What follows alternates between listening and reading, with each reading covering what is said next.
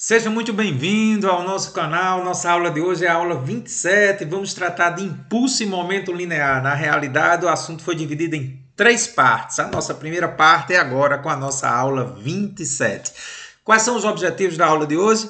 Definir impulso e momento linear e estabelecer as condições para que se conserve o momento linear, que já vou dizendo de antemão que é igual à quantidade de movimento, ok? Então vamos definir impulso, Carlos. Carlos, o que é impulso? É uma grandeza física vetorial, portanto, tem módulo, direção e sentido, que está associado à atuação de uma força durante um certo intervalo de tempo. Sendo assim, associado a empurrões, puxões, lançamentos, pancadas ou impactos. Então, no jogo de vôlei, o jogador deu aquela cortada. A força agiu durante um certo tempo sobre a bola. Isso é impulso. E como é que eu calculo, Carlos, o impulso para uma força constante, que tem módulo constante? Eu multiplico essa força pelo intervalo de tempo. A força é dada em newtons, o tempo é dado em segundos e o impulso então vai ser Newton vezes segundo sistema internacional. E essa observação é muito importante, que é uma característica de vetores em que o escalar tempo aqui é positivo. Quando isso acontece, o impulso e a força apontam para o mesmo lado. Então, em resumo, a força para um lado, o impulso é para o mesmo lado. Surge uma pergunta natural. Professor, não entendi a diferença de impulso para força. Pois bem, a força é a ação em si e o impulso é a duração da ação dessa força. Ah, Carlos, então pelo que você está me dizendo, forças diferentes podem gerar o mesmo impulso. Parabéns, pode. Se você tiver uma força de 100 newtons agindo durante 2 segundos, 100 vezes 2, 200 newtons vezes segundo. Agora, se você tiver uma força de 50 agindo durante 4 segundos, 50 vezes 4, 200 newtons vezes segundo. Em resumo, forças diferentes podem gerar o mesmo impulso, porque vai depender do tempo de atuação. Percebeu a diferença? Muito bem, Carlos, legal. Mas, Carlos, se essa força for variável, se a força que eu faço ela variar durante a aplicação dela em um determinado objeto, aí, gente, nós precisamos traçar o gráfico dessa força em função do tempo. E usamos uma propriedade gráfica que vem lá da definição de integral, lá do cálculo, que a gente simplifica aqui para o nível de ensino médio, dizendo que o impulso será igual à área do gráfico da força pelo tempo. Observe que é a área sob o gráfico, até encostar o eixo horizontal. Então, neste caso que você está vendo, se eu quisesse saber qual é o impulso de 0 até o tempo t5, eu teria que calcular a primeira área, que é positiva, e a segunda área, que é negativa. Carlos, explica um pouquinho para mim o que é uma área positiva. É quando a força atua no mesmo sentido do movimento, fazendo com que o corpo ganhe velocidade. E o que é uma área negativa, Carlos? É quando a força é contrária à direção do movimento, fazendo com que o corpo perca velocidade. Então você sempre lembre que esse conceito escalar vetorial, tudo que é positivo, o vetor está no mesmo sentido do outro. E tudo que é negativo, o vetor está em sentido contrário. Então, fazendo uma análise mais específica desse gráfico aqui, vamos ver o que é que acontece, Carlos, entre 0 e o tempo t2. Entre 0 e o tempo t2, você percebeu que a área está apenas positiva? Pois é, olha o que está escrito. A força terá o mesmo sentido do movimento, como eu relatei para você agora há pouco, de modo que o bloco atinge sua velocidade máxima no instante t2. Carlos, entendi não. Eu pensei que a velocidade máxima era no instante t1, que é quando a força é maior. Não, gente. Já vimos em aulas anteriores que enquanto o gráfico é positivo, ou seja, enquanto a força é positiva, no mesmo sentido do movimento, ela vai continuar dando velocidade ao corpo. É lógico que entre T1 e T2 a força diminui, mas ela continua atuando sobre o corpo, aumentando sua velocidade. Então é por isso que a velocidade máxima vai ocorrer no instante em que a área deixa de ser positiva, no instante T2. A aceleração será máxima, no entanto, no instante T1, porque da segunda lei de Newton, a aceleração é máxima quando a força é máxima. Entendeu bem a diferença? Então, em resumo, onde é que a velocidade é máxima no gráfico da força pelo tempo? Enquanto a área for positiva. Por isso que no instante T2, deixando de ser positiva, a velocidade atingiu o seu valor máximo. Mas, Carlos, o que é que acontece agora entre T2 e T4? Bom, entre T2 e T4, você percebe que a área ficou negativa. A força agora tem sentido contrário ao movimento. E o que é que vai acontecer com o bloco? Ele vai diminuir sua velocidade. Até que no instante T4, a força torna-se nula. E você sabe da segunda lei de Newton o que significa força nula. Aliás, da segunda não, da primeira, né? Quando a força é nula, o que é que diz a primeira lei de Newton? O corpo permanece como está. Então, se no instante T4 ele chegou com uma certa velocidade menor, porque a área é negativa, essa velocidade vai permanecer constante até o instante T5. Percebeu? Carlos, muito interessante essa análise. Carlos, mas se você está dizendo que uma força vai agir durante um certo tempo, inevitavelmente esse corpo vai ganhar velocidade. Vai. Então a física precisa definir uma nova grandeza física, quantidade de movimento, ou momento linear. É uma grandeza física também vetorial, porque prescinde de uma direção e sentido por movimento, e vai ser o produto da massa do corpo pela sua velocidade. Matematicamente, a quantidade de movimento, na sua notação vetorial, é a massa do corpo multiplicado pela sua velocidade. No sistema internacional, massa em quilograma, velocidade em metros por segundo, quantidade de movimento ou momento linear, quilograma vezes metro por segundo. E a observação, idêntica do impulso com a força, como a massa é uma grandeza positiva, para onde apontar a velocidade, vai apontar o vetor quantidade de movimento. Surge uma dúvida muito comum ou uma pergunta. Haveria relação entre a quantidade de movimento, que é massa vezes velocidade, e a energia cinética estudada em aulas anteriores? Haveria sim. A energia cinética, como vocês já sabem, é a massa de um corpo vezes a velocidade ao quadrado dividido por 2. E acabamos de ver que quantidade de movimento é massa vezes velocidade. A pergunta é, como relacionar as duas? Vamos isolar a massa na quantidade de movimento e escrever como sendo quantidade de movimento pela massa. E o que é que eu vou fazer agora? Eu vou substituir essa velocidade na primeira equação. Substituindo, ficamos que m vezes q sobre m ao quadrado sobre 2. Desenvolvendo aqui, né, ao quadrado, fica q ao quadrado sobre m ao quadrado dividido por 2. Cortando o m de cima com um dos m's do m ao quadrado, fica q ao quadrado sobre m dividido por 2. Usando a propriedade da divisão de frações, conservo o primeiro, q ao quadrado sobre m, e multiplico pelo inverso, que é 1/2. Então fica q ao quadrado sobre 2m. Então, o que é que eu concluo com isso? Como a massa de um corpo é constante, a energia cinética é diretamente proporcional ao quadrado da quantidade de movimento. Ou seja, se a quantidade de movimento de um corpo dobrar, a sua energia cinética aumentará 4 vezes. O gráfico mostra essa relação diretamente proporcional, que é um gráfico deste tipo aqui, características do gráfico diretamente proporcional ao quadrado. Ok? Então veja que relação interessante. Quando você aumenta a velocidade de um carro, a sua energia cinética ela tem um aumento bem significativo, porque ela pega a quantidade de movimento e eleva ao quadrado. Então, se eu dobro a quantidade de movimento, a energia cinética vai quadruplicar. Então, fique atento ao aumento de velocidade de um corpo. E aí surge aquela pergunta bem oportuna. Carlos, se o impulso relaciona a força agindo durante um certo tempo e o momento linear, que é a quantidade de movimento, relaciona a massa do corpo com a velocidade, haveria uma relação entre as duas? Vamos responder. Como sabemos, o impulso para uma força constante é dado por essa fórmula, força vezes tempo. Mas você já aprendeu comigo que da segunda lei de Newton, se essa força é a resultante, ela é massa vezes aceleração. Eu posso substituir força por massa vezes aceleração? Show, pode sim.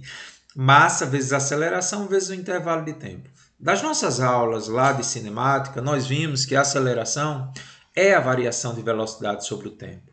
Vamos passar esse tempo multiplicando para o outro lado e concluir que a variação de velocidade é o vetor aceleração vezes o intervalo de tempo. Então, no lugar de A vezes ΔT, vamos colocar a variação de velocidade. Então, o impulso é massa vezes a variação de velocidade. Só que a variação de velocidade é final menos inicial. Então, posso escrever o impulso como sendo massa vezes velocidade final menos massa vezes velocidade inicial. Mas espera aí, Carlos. Isso aqui é quantidade de movimento. Pois bem, gente. O impulso é igual à variação da quantidade de movimento. Observe que essa é uma relação vetorial. Iremos discutir bastante isso em exercícios daqui a pouquinho, tá? Então nunca esqueça disso. O que diz o teorema do impulso? O impulso atuante sobre um corpo é sempre igual à variação da quantidade de movimento. Ou seja, o momento linear final, ou quantidade de movimento final, menos a quantidade de movimento inicial, conforme demonstração. Esse é o teorema do impulso, tá? Existe uma coisa muito interessante sobre as unidades, né? O aluno às vezes pergunta, mas professor, mas como é que pode ser igual se as unidades são diferentes? Não, as unidades são iguais. Vamos mostrar? Impulso é dado em Newton vezes segundo. Se você lembrar o que é Newton em física, da segunda lei de Newton, é massa vezes aceleração. Então, eu vou substituir Newton por massa vezes aceleração.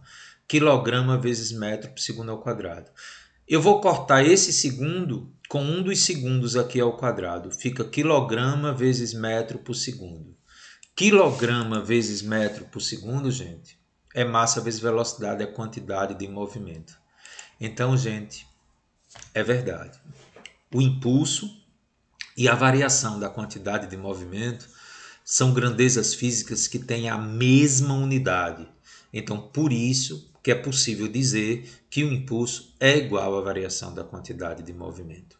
Ok?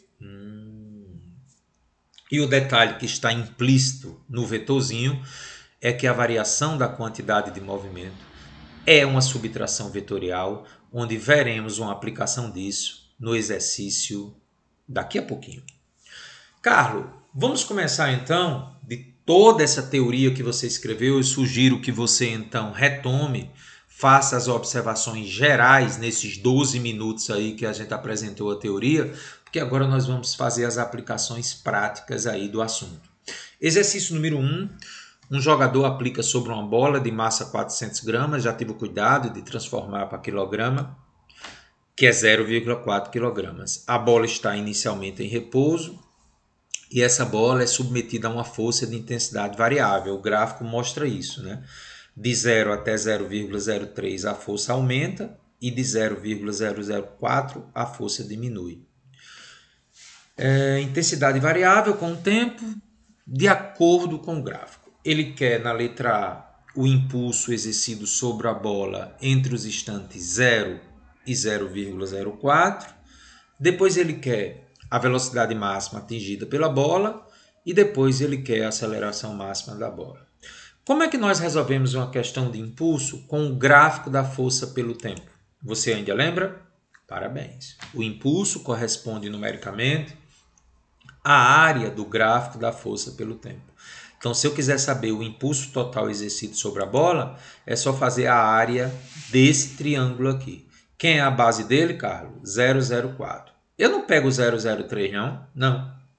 No cálculo da área só me interessa a base, a distância total aqui, ó, o comprimento total, 0,04 vezes 600 sobre 2. Fazendo a continha, eu tenho 12 newton vezes segundo. Então, o impulso total exercido sobre a bola é 12 newton vezes segundo. Legal. A velocidade máxima atingida pela bola. Você ainda lembra nas suas anotações se é no instante 003 ou no instante 004? Você ainda lembra? A massa da bola é 0,4, a velocidade inicial é 0, o impulso você acabou de descobrir na A que é 12 e ele quer saber a velocidade final. O que é que eu vou fazer, gente? Teorema do impulso.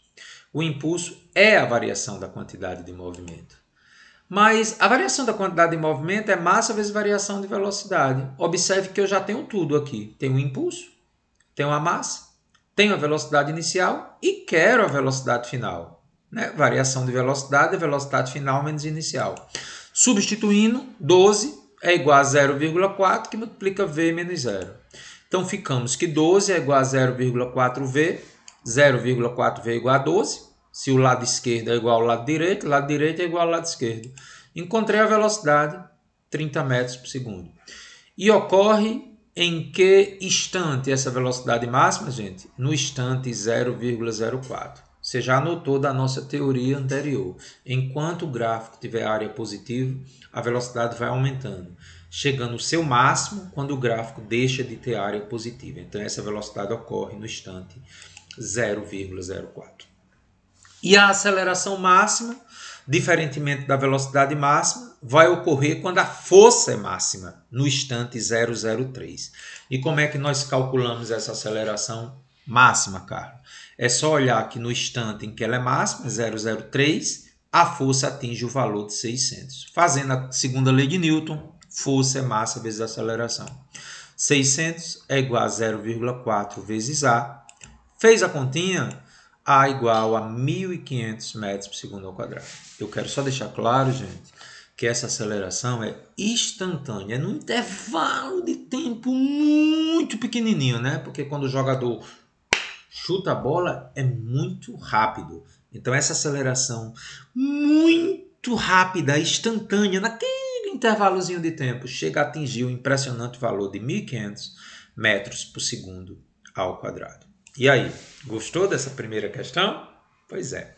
Nós tivemos recentemente no Enem uma questão muito curiosa, né? Houve muita constatação, minha nossa, gente, é ao vivo. Houve muito questionamento sobre a resolução do Enem, tá? No gabarito oficial. Nós, então, fizemos a adaptação com a resolução que nós julgamos ser a mais adequada, que é ratificada por muitos outros colegas. Então, vamos lá. Em qualquer obra da construção civil, é fundamental a utilização de equipamentos de proteção individual, tal como capacetes. Por exemplo, a queda livre de um tijolo de massa 2,5 kg de uma altura de 5 metros, cujo impacto contra um capacete pode durar até 0,5 segundos, resultando em um módulo da força média exercida pelo tijolo sobre o capacete maior do que o peso do tijolo.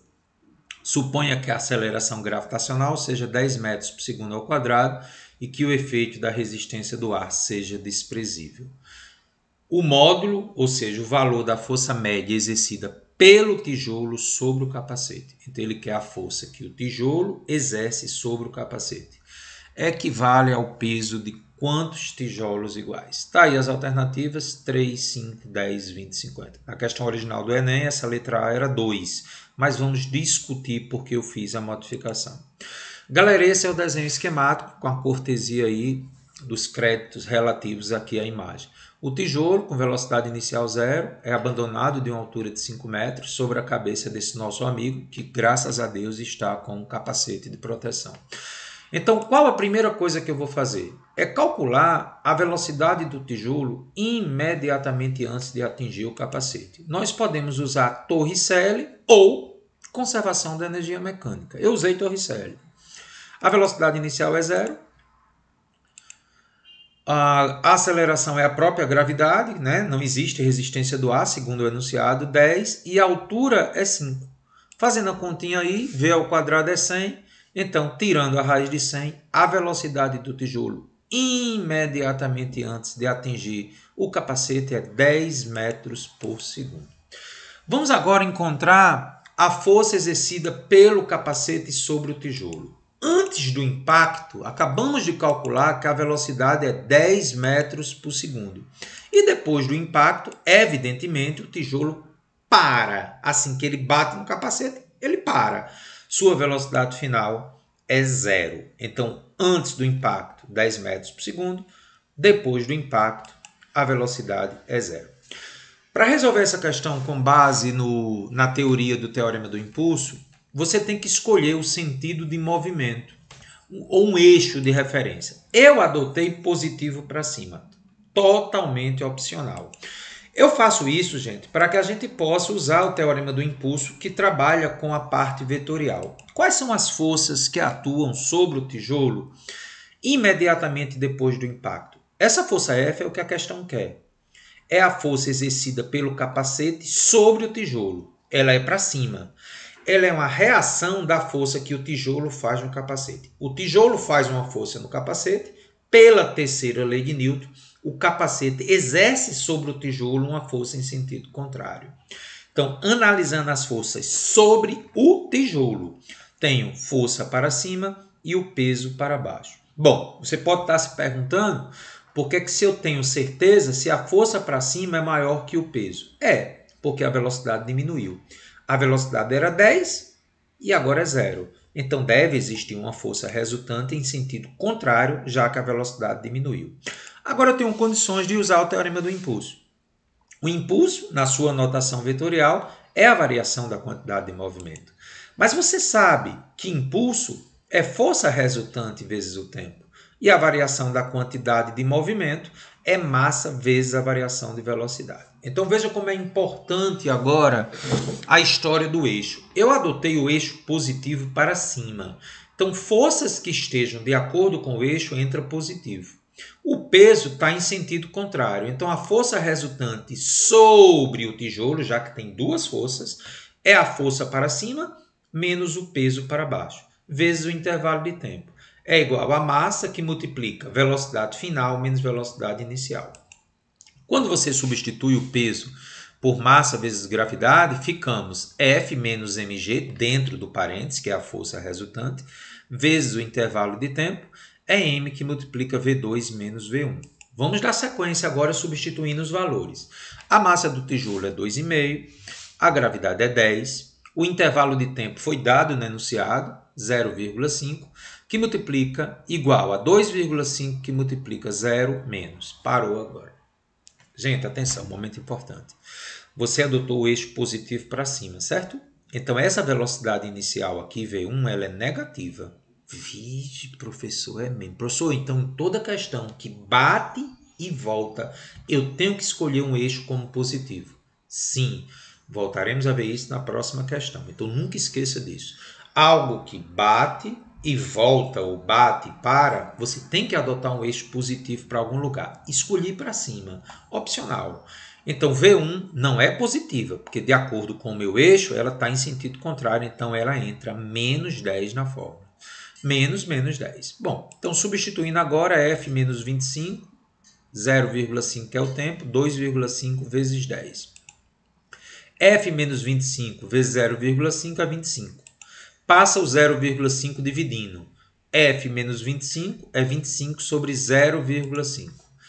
25 sobre 0,5 é 50. Passa o menos 25 somando. Então a força é 75. Carlos, por que a força deu positiva? Porque você adotou o eixo positivo para cima. Eu poderia encontrar uma força negativa? Sim. Se você tivesse adotado o eixo para baixo, seria negativa. Então qual a dica que eu dou? Adote o eixo positivo para onde a força você já tem a intuição que ela vai agir. A força que o capacete faz no tijolo é para cima, por isso que eu adotei o eixo para cima. Então, essa força, que é a que ele quer na questão, força feita pelo capacete sobre o tijolo, 75 newtons. A questão quer saber, gente, que relação tem entre essa força e o peso do tijolo. Ora, o peso do tijolo é 2,5 vezes 10, a massa dele vezes a gravidade, 25. Então, pergunto a você, 75 e 25, qual a conclusão que você chega? Que a força feita pelo capacete sobre o tijolo é 3 vezes o peso do tijolo, por isso que é a letra A. Ei, professor, mas peraí, ele não está pedindo a força que o capacete faz no tijolo, não. Ele está pedindo a força que o tijolo faz no capacete. Galera, terceira lei de Newton. Elas têm o mesmo módulo. Veja mesmo. Então, como você fez a força que o capacete fez no tijolo, ela tem o mesmo módulo da que o tijolo faz no capacete. Letra A, 3. Gostou da questão? Muito bem, cara. Muito massa. Exercício 3, que ele aprimora a ideia do que você viu no exercício 2. É uma questão que eu adaptei para você, questão muito interessante. Eu vou fazer bem devagarinho, você vai anotando tudo, tá?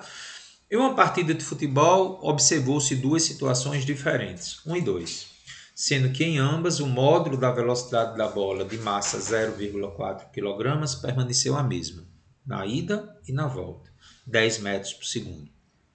Situação 1. A bola bate e volta, bem parecida com a situação do capacete, né? A diferença é que no capacete ela parou. E na situação 2, gente, ela bate e forma 90 graus no seu retorno. Será que do ponto de vista físico existe diferença entre a situação 1, bate e volta, e a situação 2, que bate e vai perpendicularmente? Vamos analisar isso. Ele quer que você encontre o módulo do impulso em cada situação. Então vamos começar.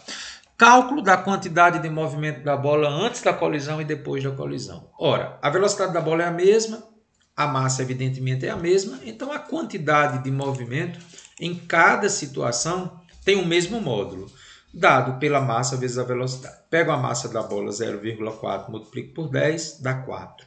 Ou seja, a quantidade de movimento antes é 4 kg vezes metro por segundo, em módulo, e a quantidade de movimento depois também é 4 kg vezes metro por segundo, porque a velocidade não mudou.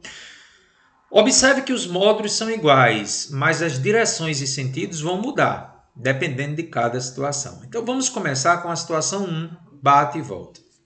Relembrando a questão anterior do capacete, eu vou ter que adotar um sentido positivo para algum lado. Eu escolhi positivo para a direita na situação 1, totalmente opcional. Quantidade de movimento antes, 4, lembra que eu já calculei? Quantidade de movimento depois. Hoje, professor, por que é menos 4? Pense um pouco. Você adotou positivo para onde? Para a direita. Então, quando a bola está voltando, ela tem que ser menos, porque é contra o sentido que você adotou positivo. Observe que para a bola voltar, a trave faz uma força sobre ela para a esquerda. Justamente, essa força aqui é para a esquerda para que ela possa voltar. Utilizando então o teorema do impulso, impulso é igual a delta Q. Impulso é Q2 menos Q1. Quem é a quantidade de movimento Q2? Cara, por que você está botando negativo? Já expliquei. Contra o positivo, menos 4. E Q1, menos 4, que é menos o valor positivo. O impulso deu menos 8. Impulso negativo? Sim, gente. Lógico que ele é negativo. Por quê? Pausa no vídeo. Isso, parabéns. Porque a força que tem o mesmo sentido do impulso é contrária ao eixo positivo. Por isso que você achou negativo. Em módulo, 8 newton vezes segundo. Então, na primeira situação, o impulso é 8 newton vezes segundo. E na situação 2, bem diferente agora. Cuidado, pause o vídeo. Lembra que eu falei que a variação da quantidade de movimento é uma subtração vetorial? Você precisa agora voltar para a nossa aula 7 de vetores, tá? Mas vamos lá agora trabalhar com a notação vetorial, porque houve mudança de direção. Sabemos do teorema do impulso que o impulso é igual à variação da quantidade de movimento. Subtração vetorial, porque os vetores têm direções distintas. Então, olha aqui para baixo. Ó. Antes, quantidade de movimento 1, 4 kg vezes metro por segundo. Quantidade de movimento depois, 4 kg vezes metro por segundo. Tem o mesmo módulo, mas os vetores têm direções diferentes. Então, vamos pegar Q1 e Q2, colocar na mesma origem e lembrar da nossa aula de vetores. Impulso é Q2 menos Q1. Lembra que eu falei que a subtração vetorial, na realidade, é uma soma do primeiro vetor com o oposto do segundo? Q2 mais menos Q1. Então, ó, trouxe para a mesma origem. O que é que eu vou fazer com Q1? Ó, tá menos, oposto. Então, mantenho Q2 onde está e o Q1 que estava para cima, como eu vou fazer o oposto, eu coloco para baixo. E o que eu faço aqui, gente? Regra do paralelogramo. Forma 90 graus. Pitágoras. impulso ao quadrado, já que ele é o resultado da subtração vetorial. Ele é a hipotenusa desse triângulo aqui. Impulso ao quadrado é igual a 4 ao quadrado, são os valores em módulos de Q2 e Q1, mais 4 ao quadrado. Só que 4 ao quadrado mais 4 ao quadrado, você pode fazer, com base na aula de vetores, 2 vezes 4 ao quadrado.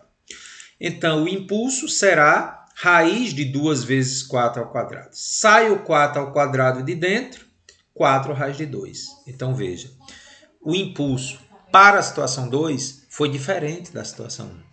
Porque como a direção dos vetores quantidades de movimento mudou, a matemática entrou em campo. Então, o impulso na situação 2 foi 4 raiz de 2 newton vezes segundo. Claro, conclusão.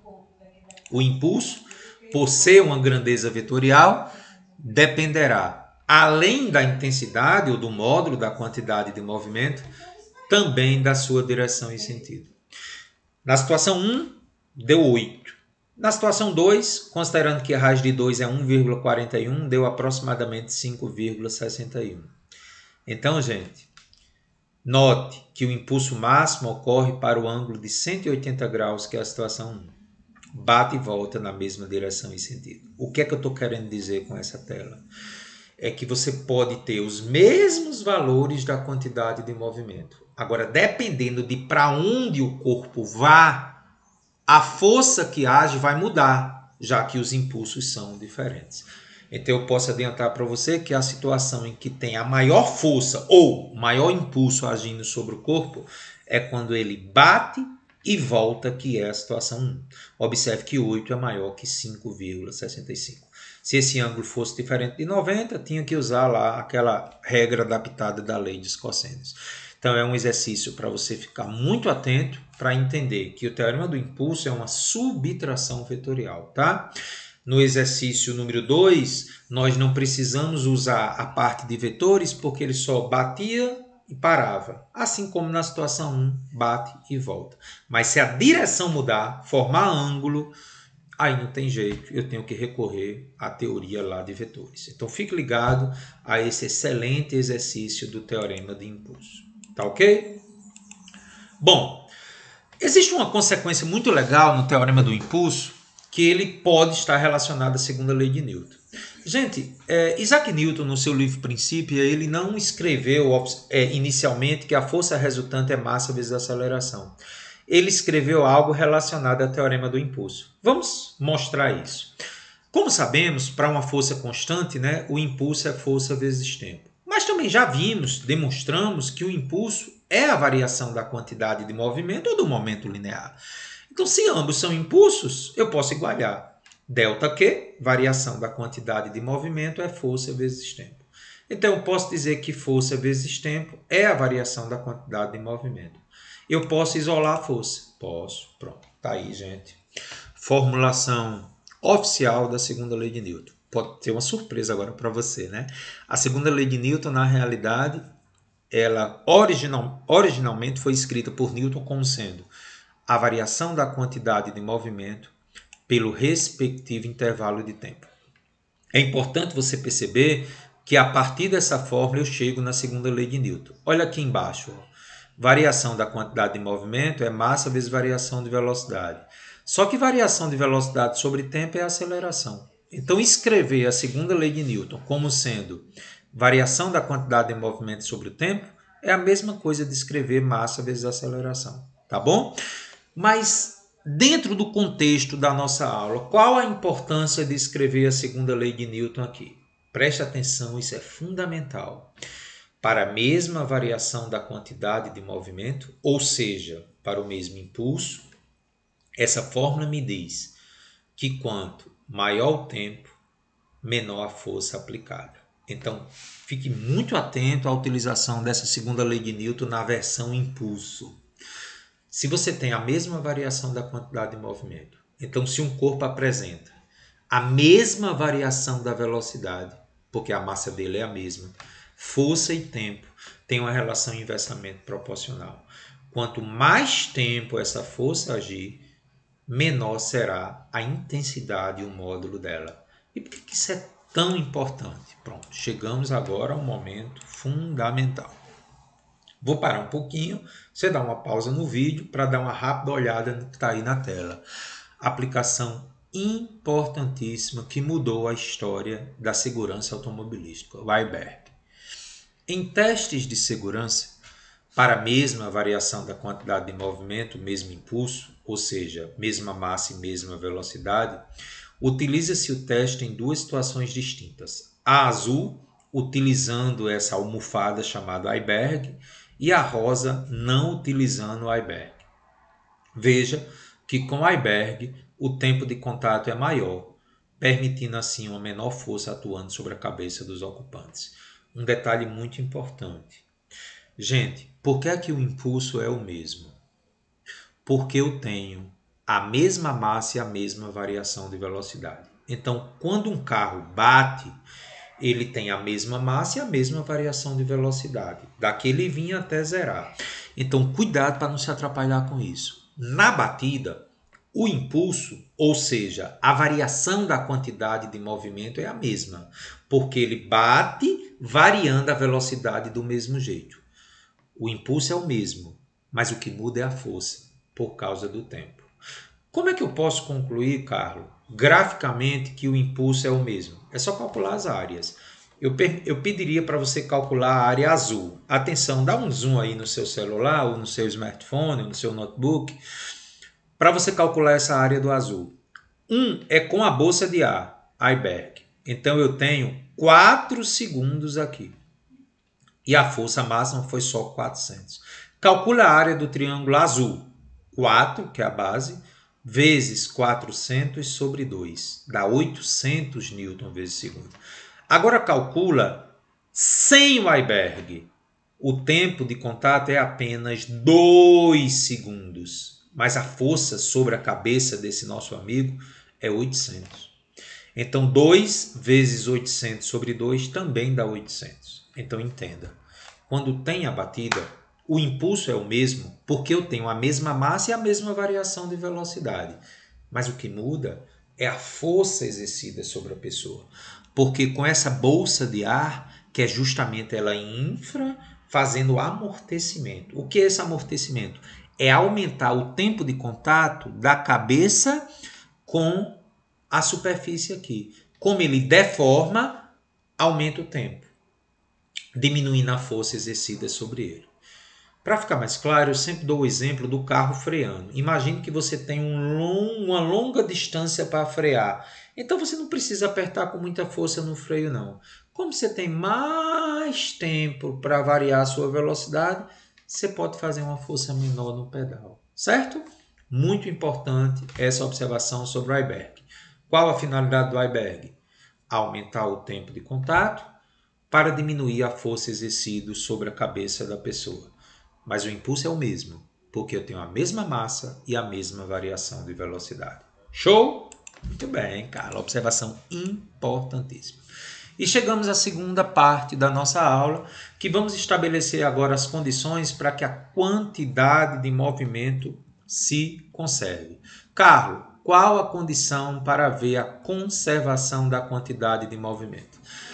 Nós sabemos do teorema do impulso que o impulso é a variação da quantidade de movimento. Como o impulso envolve forças agindo, eu tenho as forças externas e tenho as forças internas. Já vamos diferenciar isso. O que são forças internas? É força agindo entre os corpos envolvidos. Então, esses nossos dois amigos aqui, as forças internas são as forças trocadas entre as mãos deles. E as forças externas são as forças que não estão relacionadas à ação entre os corpos envolvidos. Por exemplo, as forças externas aqui são o peso, atritos do patins com o chão e a normal. E as internas entre as mãos, ok? Só que tem um detalhe. As forças internas sempre é zero, por causa da terceira lei de Newton. A força que esse patinador de 80 kg faz em 100 kg tem o mesmo módulo da força que a de 100 kg faz em 80 kg. Como a de 80 na de 100 está para a direita e a de 100 no de 80 está para a esquerda, eles acabam gerando impulsos de mesmo valor, já que as forças são iguais. Então, o impulso para a direita tem o mesmo valor do impulso para a esquerda. quando eu analiso o sistema dos dois patinadores, eu falo em sistema porque é entre eles, você observa que o impulso total é zero. O impulso total é zero porque tem um para a direita e outro para a esquerda, considerando o sistema. Lembre, no entanto, que essas forças não se anulam, porque é ação e reação.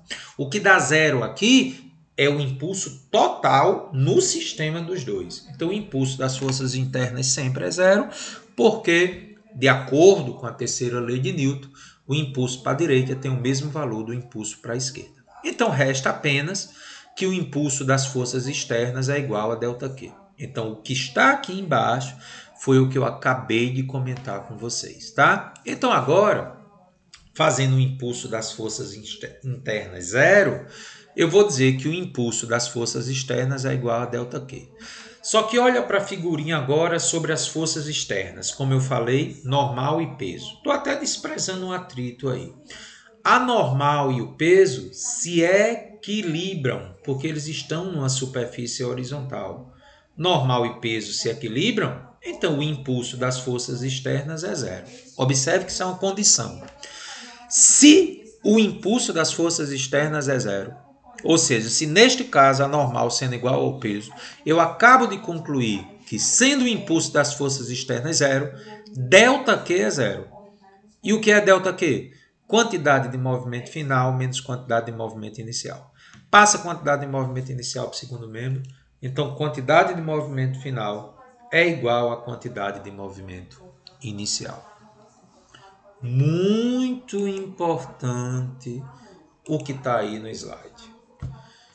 Quando a resultante das forças externas sobre o sistema for nula, no caso que a gente acabou de ver da igualdade da normal com o peso, ou ainda, quando não existirem forças externas, a quantidade de movimento do sistema se conserva. Então, em resumo, para que haja conservação da quantidade de movimento, é necessário que o impulso das forças que agem no sistema seja zero.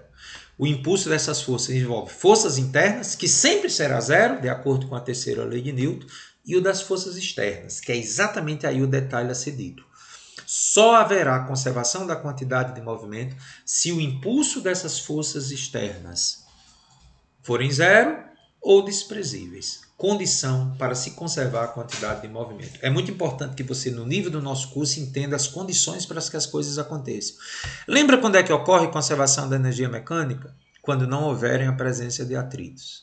E quando é que vai haver conservação da quantidade de movimento? Quando o impulso de todas as forças que agem sobre o corpo for zero. Eu posso dizer que é apenas o das forças externas, porque o das internas é sempre nulo, tá bom?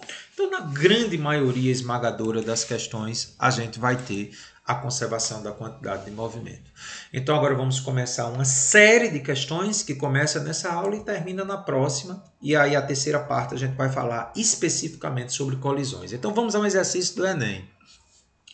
Durante um reparo na Estação Espacial Internacional, um cosmonauta de massa 90 kg substitui uma bomba do sistema de refrigeração que tem 360 kg, que estava danificada. Inicialmente, o cosmonauta e a bomba estão em repouso em relação à estação. Quando ele empurra a bomba para o espaço, ele é empurrado no sentido oposto. Nesse processo, a bomba adquire uma velocidade de 0,2 metros por segundo em relação à estação. Qual é o valor da velocidade escalar adquirida pelo cosmonauta em relação à estação após o empurrão? Então, esse é o esquema, né? Situação antes, o nosso amiguinho de 90 kg com a bomba. E situação depois, ele empurrando a bomba. Considerando que o sistema é isolado de forças externas, ou seja, eu tenho que impor essa condição para poder resolver a questão. Durante o intervalo de tempo em que ocorre o empurrão do astronauta sobre a bomba, aplicaremos o princípio da conservação da quantidade de movimento. Neste momento, é importante que você entenda que eu estou considerando o sistema isolado de forças externas, ou seja, o impulso das forças externas é zero, porque o tempo de interação entre o astronauta e a bomba foi tão pequeno, que eu posso considerar que o impulso das forças externas é zero. Aliás, essa é uma das coisas muito interessantes nesse assunto. quase sempre o impulso das forças externas é zero, porque o tempo de interação é muito pequeno. Então, como o impulso é força vezes tempo, com um tempo muito pequeno, o impulso tende a zero. Eu faço essa aproximação, tá bom? Então, vamos aplicar o princípio da conservação da quantidade de movimento, já que o impulso das forças internas sempre é zero e o das externas está sendo considerado zero devido ao pequeníssimo intervalo de tempo da interação. Então, na situação inicial, está tudo parado, não tem quantidade de movimento, e na situação final, tanto a bomba como o cosmonauta vão se mover. Vamos aplicar, então? Quantidade de movimento depois é igual a quantidade de movimento antes. Quantidade de movimento depois, massa do astronauta vezes a sua velocidade, que eu não conheço, mais massa da bomba vezes a velocidade da bomba que foi dada, tem que ser igual a zero, que é o antes. Neste momento você para e diz, professor, peraí, não estou entendendo não. E a velocidade do cosmonauta não é para a esquerda não? Anote aí. Toda questão de conservação da quantidade de movimento, coloque no depois tudo para a direita. Se você fizer isso, você nunca vai se atrapalhar. Oxi, mas não é para a esquerda? No final, a matemática diz a você se sua suposição estava correta. Então, anote isso. Estou fazendo uma questão de quantidade de movimento, coloca as velocidades tudo para a direita. Se alguma delas tiver em sentido contrário, a matemática acusa, como você vai ver agora. Qual é a massa do astronauta? 90 vezes a sua velocidade. Mais a massa da bomba vezes a velocidade, 360 vezes 0,2. Então, 90 VA mais 72 igual a zero. Passa o 72 para o outro lado. Dividiu 90, pronto. Que conclusão você chega? A velocidade do astronauta foi negativa. Isso significa dizer o quê? O que você já suspeitava.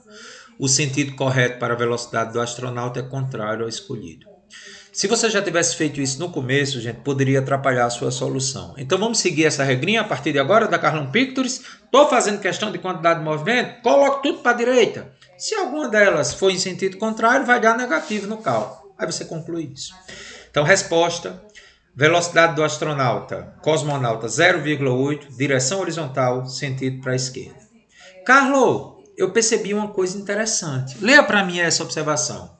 Note que, de acordo com a terceira lei de Newton, as forças trocadas entre o astronauta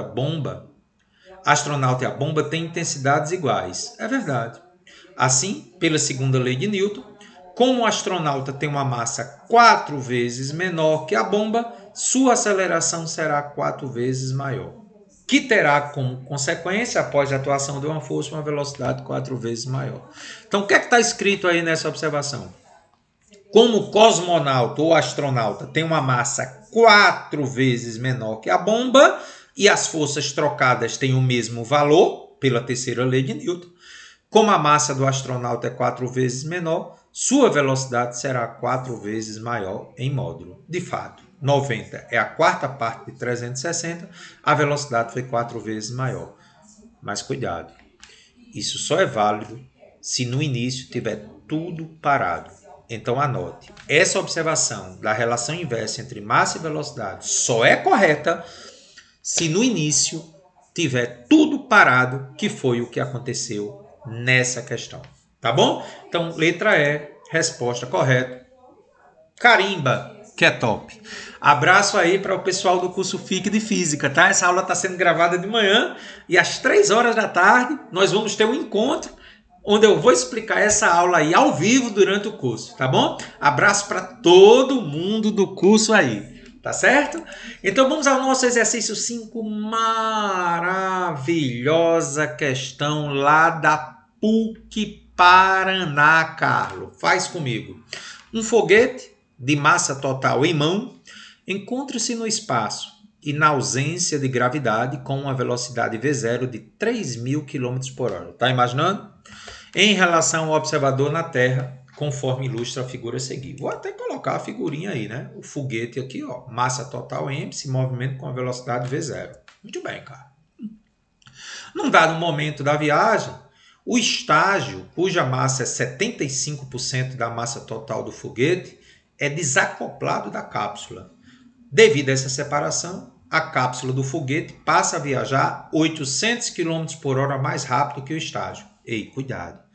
Ele não está dizendo que a velocidade dele é 800 km por hora. Ele está dizendo que é 800 km por hora a mais que o estágio. Eita, é mesmo. Então, o estágio tem velocidade que eu não sei, VE, e a cápsula com uma velocidade VC. E agora, qual a velocidade da cápsula do foguete em relação ao observador na Terra após a separação? Galera, vamos aplicar conservação da quantidade de movimento. Situação inicial. A massa do foguete é m, sua velocidade é 3.000. Situação final. Forças trocadas internamente, impulso dá zero. Considerando que isso ocorre muito rápido, também vou considerar que o impulso das forças externas é zero. Com essas considerações, posso dizer que haverá conservação da quantidade de movimento. Massa do estágio, foi dito que era 75% da massa do foguete. Sua velocidade ele não deu. Mas ele disse que a cápsula é 800 a mais que a do estágio. Então, a velocidade da cápsula é a do estágio, que você não conhece, mais 800. E se a massa do estágio é 75% da massa do foguete, concluímos que a massa da cápsula vai ser o que falta para 100%, 25% da massa do foguete. Então veja que agora é só fazer a condição da conservação da quantidade de movimento com a consideração que o impulso é zero das forças externas. Quantidade de movimento depois é a quantidade de movimento do estágio mais a quantidade de movimento da cápsula, igual a antes, quantidade de movimento do foguete. Vamos só substituir os valores. Massa do estágio vezes velocidade do estágio, mais massa da cápsula vezes velocidade da cápsula, é igual, antes, massa do foguete vezes a velocidade do foguete. Vamos substituir os valores. Massa do estágio, 75% da massa do foguete, vezes a velocidade do estágio, desconhecida, mais massa da cápsula, 25% da massa do foguete, que é o que falta para completar os 100%, vezes velocidade da cápsula, velocidade do estágio mais 800. E antes, massa do foguete, que é m, vezes a velocidade dele, que é 3.000. Cortando a massa, porque é um fator comum a todos os membros, terei que 0,75 VE mais 0,25 velocidade do estágio mais 800 é 3.000. Cuidado com a matemática básica, tá? Distributiva aqui, ó. 0,25 VE, 0,25 vezes 800, 200, igual a 3.000. Vou somar 0,75 com 0,25, me dando VE. E esse 200 aqui passa subtraindo. Velocidade do estágio, 2.800 km por hora. Carlos, a cápsula vai ter que velocidade então? Segundo o enunciado, 800 km a mais que o estágio. 2.800 mais 800, 3.600 km por hora. Letra D. Carlos, fiquei com a dúvida. Por que você trabalhou a velocidade em quilômetros por hora? Galera, em igualdades antes e depois, o que interessa é a proporção. Deixa eu explicar melhor. Trabalhar com a velocidade em quilômetros por hora levaria a mesma proporcionalidade de que a divisão por 3,6 em metros por segundo. Então, toda vida que você tem uma igualdade entre as situações, você pode trabalhar com a velocidade em quilômetros por hora. Mas vamos discutir isso nas questões mais adiante, tá bom? Carimba que é top, belíssima questão apresentada aí. Então, um grande abraço para você, nos vemos na próxima aula.